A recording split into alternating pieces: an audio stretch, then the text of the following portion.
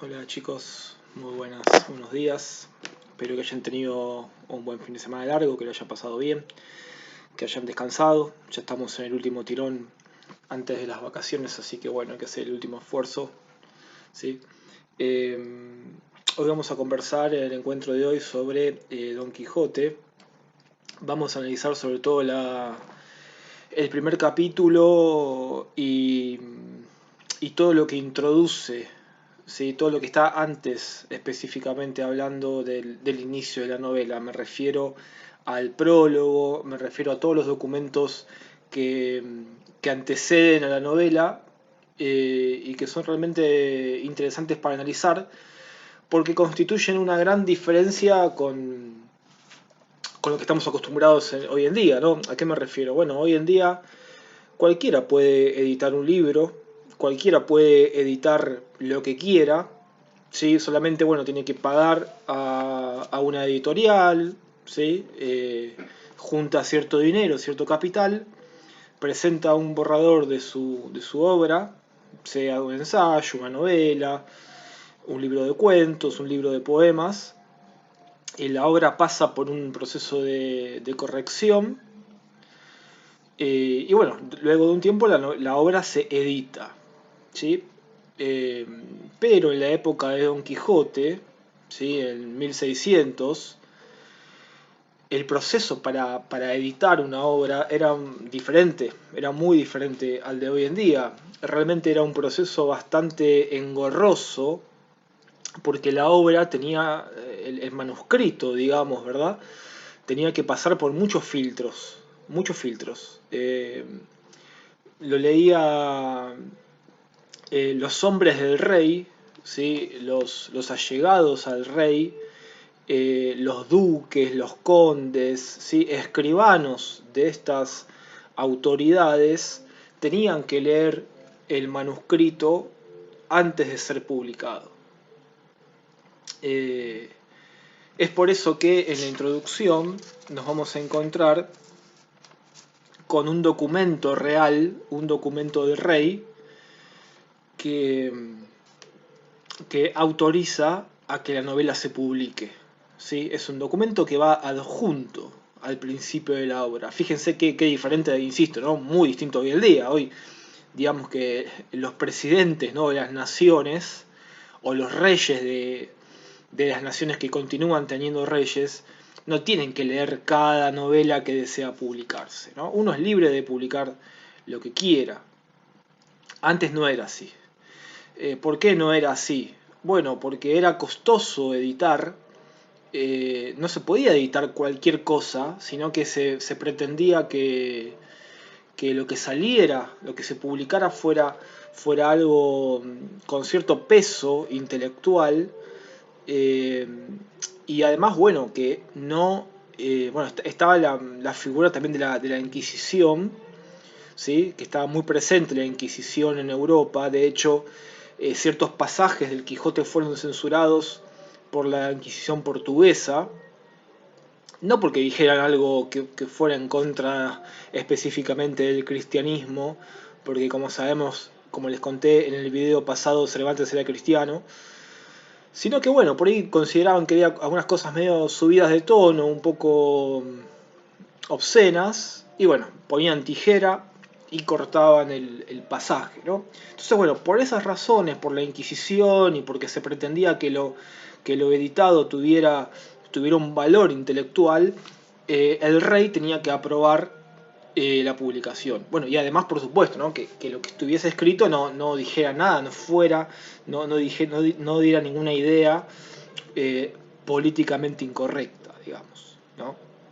Esto, algo parecido, sucedía también en otra parte del mundo, también cerca en Europa, con Shakespeare. Yo siempre, o casi siempre, hablo de ambas figuras, eh, suelo compararlas porque, bueno, Cervantes y Shakespeare, como les conté, fueron contemporáneos, vivieron en la misma época, y a Shakespeare le pasaba lo mismo, más o menos parecido, ¿no? Porque, claro, estaba la reina Isabel muy presente en el teatro inglés y bueno, por eso Shakespeare contextualizaba sus obras justamente fuera de Inglaterra. ¿Sí? Si ustedes se fijan Hamlet es en Dinamarca, Macbeth en Escocia, Romeo y Julieta en Italia, ¿sí? Después, bueno, también tiene muchos dramas históricos, muchas obras de teatro históricas, ¿no? Con reyes antiguos. Bueno, en definitiva, la idea que quiero transmitir en esta introducción es que el rey, ¿sí? La figura de autoridad estaba muy presente en el arte y específicamente en la literatura. Por eso no todo se editaba y por eso nos encontramos también con una carátula, ¿no? De esta manera. Fíjense, sí, que bueno, era muy artesanal la carátula. La carátula también era un poco una manera de demostrar que el libro había sido aprobado por las autoridades. De hecho, acá podemos leer dirigido al duque de Béjar, ¿no? O sea, eh, la obra, si no era aprobada por las autoridades, no se editaba. Otra cosa también interesante que encontramos, que es radicalmente diferente a lo que podemos ver hoy en día, es que el libro, la obra, era tasada, ¿sí? ¿A qué se refiere con que era tasada? Bueno, que se le estipulaba un precio, un valor monetario, conforme, en el caso de los libros, ¿sí? Al peso, ¿sí? Al volumen y al peso que la obra tuviera. El libro era pesado, y dice, "Bueno, este libro pesa tanto, bueno, hay que cobrarlo tanta cantidad de dinero. Una diferencia también con lo que encontramos hoy en día, ¿verdad? Porque claro, un libro tal vez puede tener, no sé, menos de 100 páginas y uno va a Jenny y cuesta, no sé, 1.500 pesos, ¿no? Hablando con dinero de 2021, 2020, perdón. Ya estamos casi en 2021 lo mismo.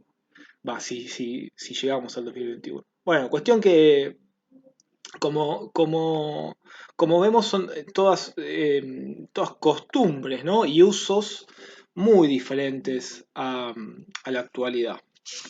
Tenemos al principio entonces tenemos la carátula, la tasa, que es la estipulación del precio del libro.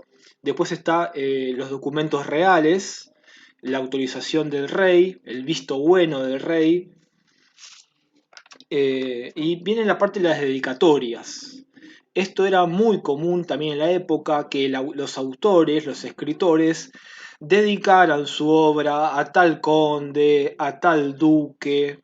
¿Sí? ¿Por qué? Porque estos condes y estos duques muchas veces eran mecenas de los escritores.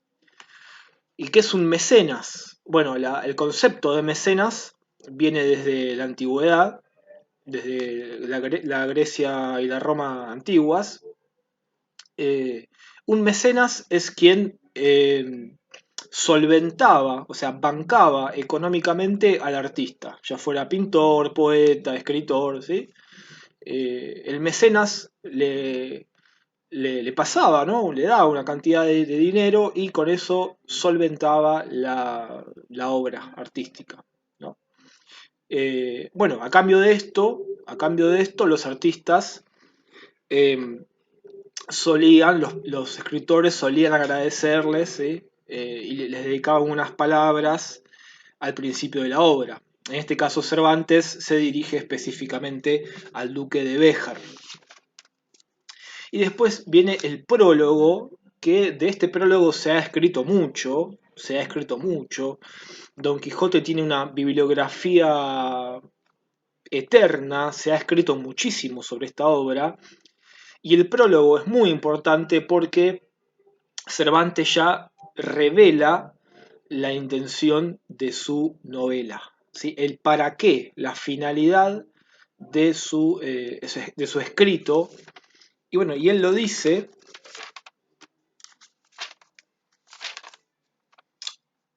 todo el libro, es una invectiva contra los libros de caballerías, de que nunca se acordó Aristóteles, ni dijo nada San Basilio, ni alcanzó Cicerón. ¿Sí? Todo el libro es una inventiva, ¿sí? Contra los libros de caballerías. Que eran libros, como yo les conté en el video pasado, que en su momento, en la Edad Media, fines de la Edad Media, eran libros muy entretenidos, pero en la época de Cervantes era un género que ya estaba agotado. No había originalidad, no había diversión en estos tipos de libros. Más adelante dice, en efecto, lleva la mira puesta a derribar la máquina mal fundada de estos caballerescos libros, aborrecidos de tantos y alabados de muchos más, ¿no? Es decir, el libro es justamente, es como un proyectil, una metáfora, ya que Cervantes fue soldado, ¿no? Un proyectil con la mira puesta con el objetivo de derribar para siempre los libros de caballerías, ¿no?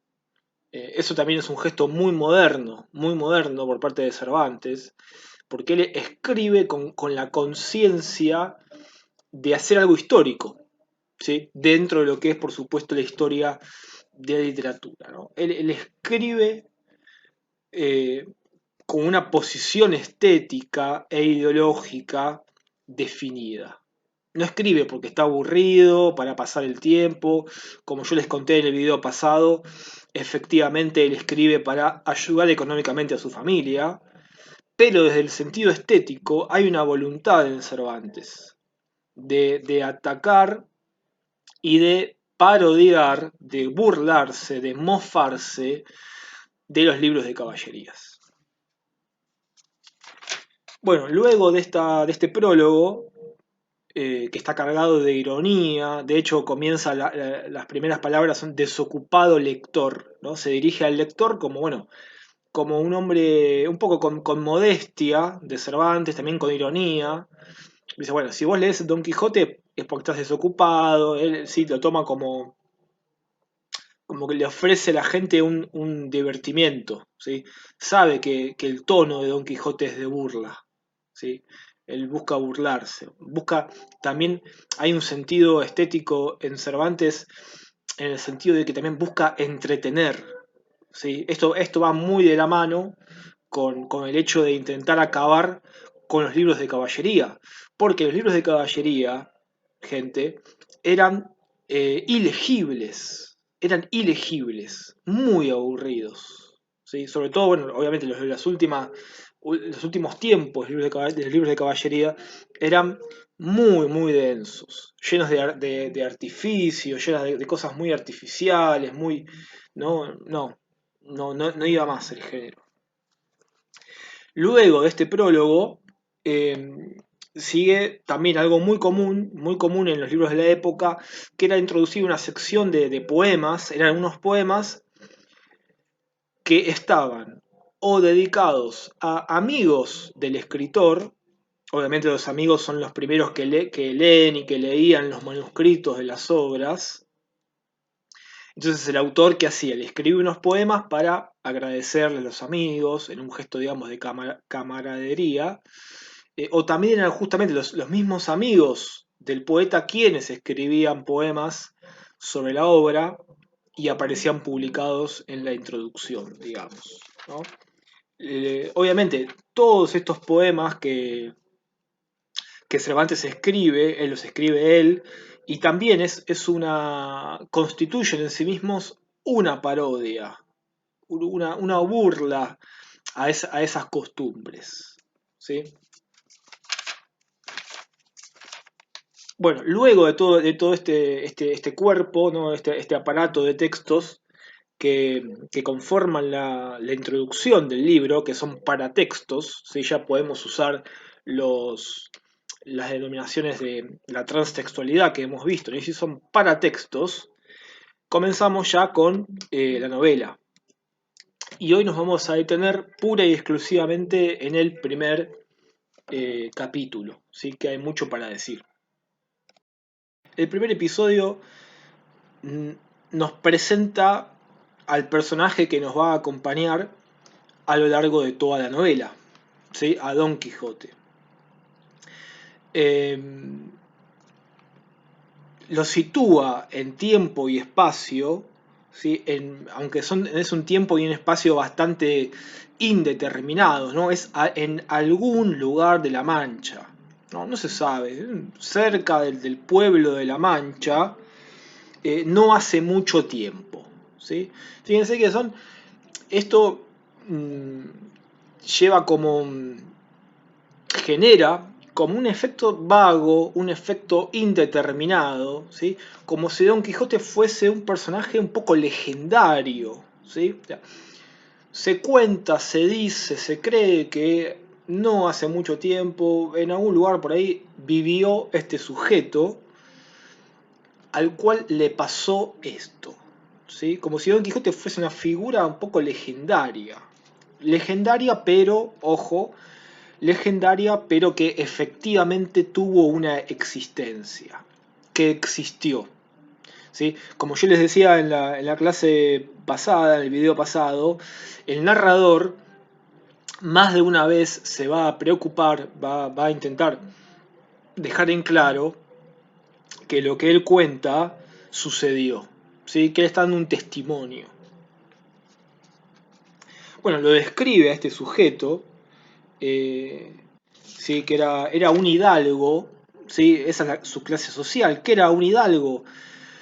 Bueno, un hidalgo era como les digo, una clase social, digamos, que no era ni demasiado, no tenía mucho dinero, no era así como un duque, como un conde, ni obviamente como un rey, no, pero que había tenido un antepasado poderoso, ¿sí? Sin embargo, a la fecha, en el momento donde transcurre la novela, digamos que un hidalgo era un sujeto de clase media, ¿sí? Si hay que hablar con términos actuales. No era como vemos, si hemos leído el primer capítulo, vemos que Don Quijote no vive rodeado de lujo, sino más bien que vive con lo justo, ¿no? Em, lo describe, incluso describe sus hábitos, lo que come Don Quijote, ¿no? Y ahí nos damos cuenta que Don Quijote, como les digo, ¿no? Insisto, no es un sujeto que viva con lujos, ¿sí? Que viva en la opulencia. También nos describe con quién vivía Don Quijote, una ama, ¿sí? Una ama se refiere a una mujer que era una especie de ama de llaves, ¿no? Que se encargaba de los quehaceres domésticos, una ama de 40 años, una sobrina, también tenía Don Quijote, una sobrina jovencita que no pasaba los 20 años, y un mozo de campo, ¿sí? Un mozo de campo es una suerte de ayudante, de ahí también de la casa, pero que se encargaba, por supuesto, de todas las cosas que tuvieran que ver con los caballos, con mantener la hacienda. ¿Sí? Lo que es interesante es que eh, Cervantes parece que se olvida de este mozo de campo porque nunca más aparece en la novela. ¿Sí? Es interesante porque es un personaje que aparece mencionado en la introducción, pero nunca más aparece. Nunca más aparece. ¿No? Es bastante curioso porque, claro, es el núcleo, ¿no? De Don Quijote, ¿no? Su familia, pero Cervantes se olvida de él. Bueno, Quijote tiene 50 años, ¿sí? Es un hombre ya adulto, grande para esa época. Y lo que es interesante es que, como les decía hace unos minutos, en todo este halo, ¿no? En todo este espíritu un poco misterioso que rodea a Don Quijote, medio legendario, como les decía, no se sabe bien el nombre, ¿no? No se sabe si se llamaba Quijada o Quesada, ¿sí? Pero muchos sostienen que se llamaba Quejana. Lo cierto es que no hay un consenso sobre el nombre real de Don Quijote. Pero por digamos, por su fisonomía, ¿sí? Porque era un hombre muy delgado, y por su apellido también, él más adelante adopta el nombre de Quijote, ¿no? pero ya vamos a llegar a eso. También nos describe esta primera introducción sus gustos. Bueno, dice que él amaba los libros de caballerías, que leía cuanto podía, leía compulsivamente los libros de caballerías, y también nos deja en claro, ya desde los primeros párrafos, que él perdió el juicio, ¿sí? Que él perdió el juicio. Es decir, que se volvió loco de tantos libros de caballerías que, que leyó, ¿no? Dice, él se enfrascó tanto en su lectura que se le pasaban las noches leyendo de claro en claro y los días de turbio en turbio. Y así, del poco dormir y del mucho leer, se le secó el cerebro, de manera que vino a perder el juicio. Se le llenó la fantasía de todo aquello que leía en los libros, así de encantamientos como dependencias, batallas, desafíos, heridas, requiebros, amores, tormentas y disparates imposibles. Y se le asentó de tal modo en la imaginación que era verdad toda aquella máquina de aquellas soñadas invenciones que leía, que para él no había otra historia más cierta en el mundo. Decía él que el Cid Ruy Díaz había sido un muy buen caballero, pero que no tenía que ver con el caballero de la ardiente espada. ¿Sí? Esto es, digamos, central, lo que acabamos de leer, la cita que acabamos de leer es central, ¿no? Porque ya Quijote se posiciona como un sujeto que está a un paso al costado de la realidad. De tanto leer estas novelas fantásticas, porque las novelas de caballería sean novelas fantásticas, de tanto leer este género compulsivamente, sin dormir, ¿no? De día y de noche, bueno, eh, se desdibuja la realidad. A tal punto que para él un personaje histórico real como el Cid Rodrigo Díaz, ¿sí? El Cid fue un caballero, bueno, de existencia real, de hecho es una especie de héroe nacional de España que luchó contra los moros, contra los turcos en el siglo XII. Bueno, a tal punto Quijote pierde su juicio que compara a Rodrigo Díaz, el caballero real, con un caballero imaginario, ¿no? Sacado de las novelas de caballerías. Es decir, no hay para Don Quijote una diferencia, una diferenciación entre lo que lee en las obras, lo que ha leído en las obras, y la realidad objetiva. Es decir, que Don Quijote, lo podemos decir ya desde el primer momento, él vive en una realidad paralela. Pero claro, esta realidad paralela le va a traer más de un dolor de cabeza a Don Quijote, porque claro, es una realidad propia que choca o que va a chocar con la realidad de la España de su tiempo. Una España donde no existía ya la orden de caballería y porque los ideales y porque las costumbres, incluso el modo de hablar, difieren mucho de lo que busca Don Quijote para su vida y para la vida de España, en definitiva.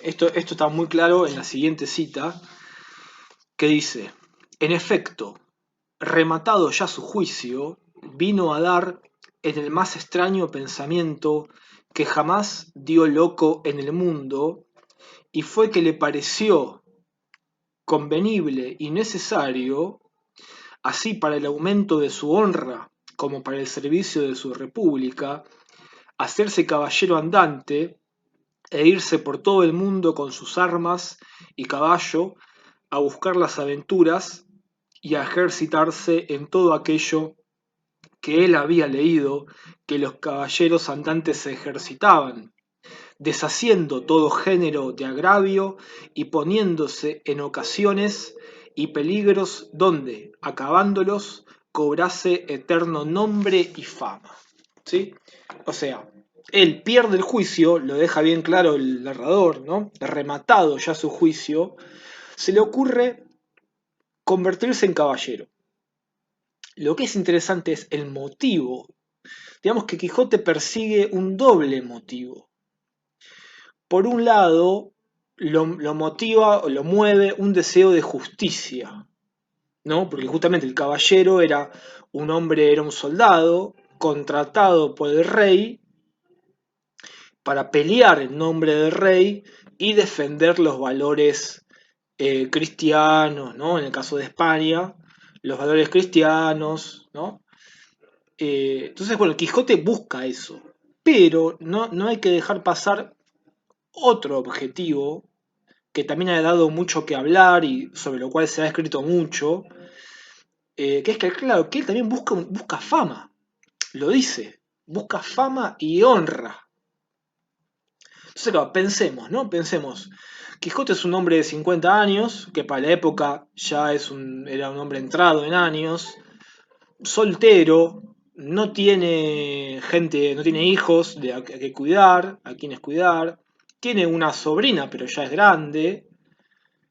Entonces, claro, él sale, ¿no? Sale al mundo a buscar aventuras, que son aventuras creadas por él mismo, porque todo el mundo que él lleva en la cabeza, ese mundo fantástico, con gigantes, con magos encantadores, princesas, eso no existe, no existe, ¿sí? Por eso, esa es la esencia de la figura de Don Quijote. Y por eso Don Quijote es un personaje tan querido en la historia de la literatura, porque Don Quijote vive como quiere, ¿sí? Sale a la España en busca de aventuras y vive como quiere, vive libre. Se va de su casa para vivir aventuras, ¿no? Y yo siempre les digo a los chicos, siempre leemos esta obra en cuarto año, fíjense que no hay mucha diferencia en lo que hace, por ejemplo, un superhéroe, ¿no? Porque me refiero a que Don Quijote, también en el primer capítulo, bueno, toma sus armas, confecciona su armadura. Las armas eran armas antiguas que había heredado de sus abuelos, eran armas que estaban tiradas, en una lanza que estaba tirada ahí en el establo, estaba toda oxidada, incluso tenía orina, ¿sí? Es bien grotesca, a propósito, la escena.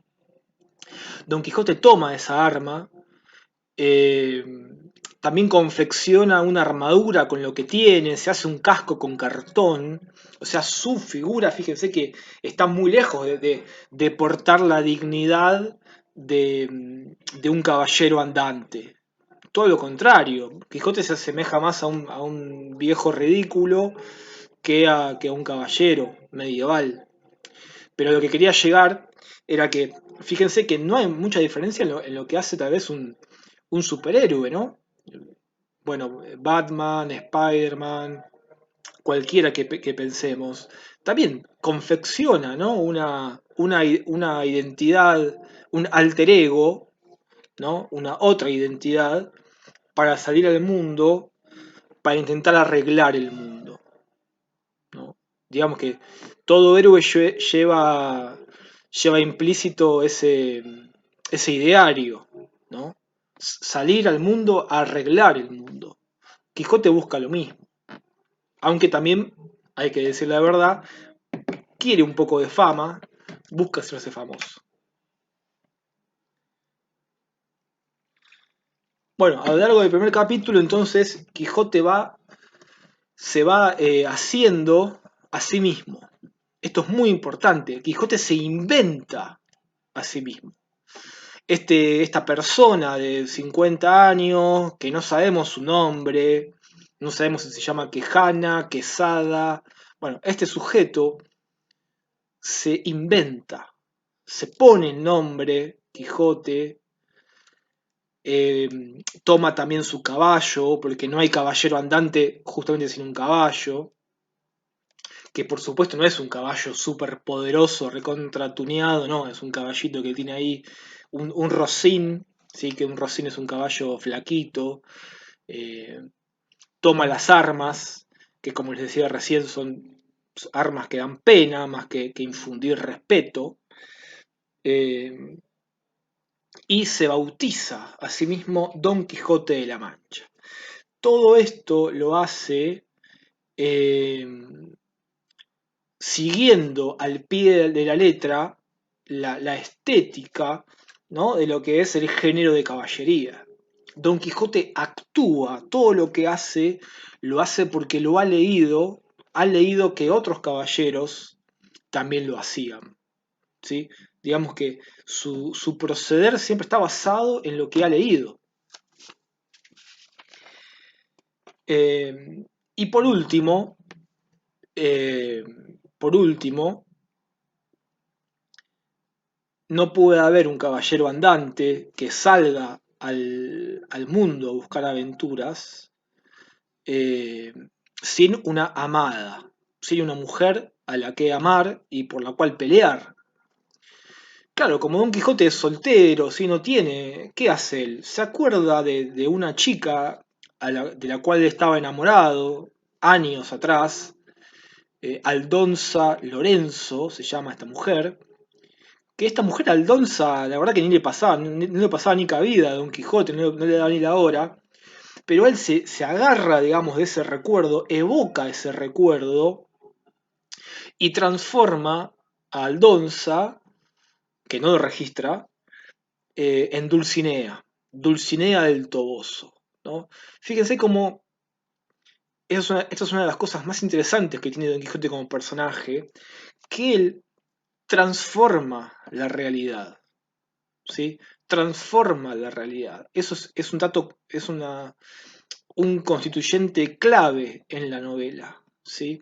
Don Quijote es un personaje que tiene la potestad de transformar la realidad. Y lo que es también muy, muy interesante es que en un pasaje eh, dice que muchas veces él había pensado en escribir su propia novela de caballerías. Claro, un hombre que ha leído tanto, es perfectamente capaz de poder tomar la pluma y escribir su propia historia. Sin embargo, no, él prefiere salir al mundo, ¿no? Ahí hay un rasgo muy interesante para analizar. Él no escribe, él vive su propia historia, vive su propia novela. Lo que pasa es que, claro, hay que ver si el resto de la sociedad está dispuesta a participar de esa historia, ¿sí? Eso es también otro aspecto fundamental, que un choque, y ya lo dije antes, pero es muy importante que quede bien en claro. Vamos a encontrar un choque permanente entre Don Quijote, sus ideales, todo lo que constituye su figura, que es una invención propia y subjetiva, con lo objetivo, con lo concreto, ¿sí? Con la España actual, actual de su época me refiero, que es muy, muy distinta a la España que él tiene en mente y que, bueno, que la ha pensado desde las novelas de caballerías, ¿sí? Eh, bueno, el primer capítulo entonces cierra con toda la configuración de Don Quijote, ¿sí? Don Quijote se arma, ¿sí? Nace, queda de lado Quejana o Quesada o Quijana y nace Don Quijote, ¿sí? En el capítulo 2 ya se habla sobre la primera salida. Don Quijote sale nada más que 3 veces en toda la novela. Sale 2 veces en la primera parte y una vez que es la más extensa, que es su aventura épica, en la segunda parte, en el tomo, digamos, del 1615. ¿Sí? Pero él sale nada más que 3 veces a buscar aventuras. Obviamente que son aventuras inolvidables y sobre todo la última, ¿no? Que bueno, la última salida, la tercera, es prácticamente toda la segunda novela, la más extensa.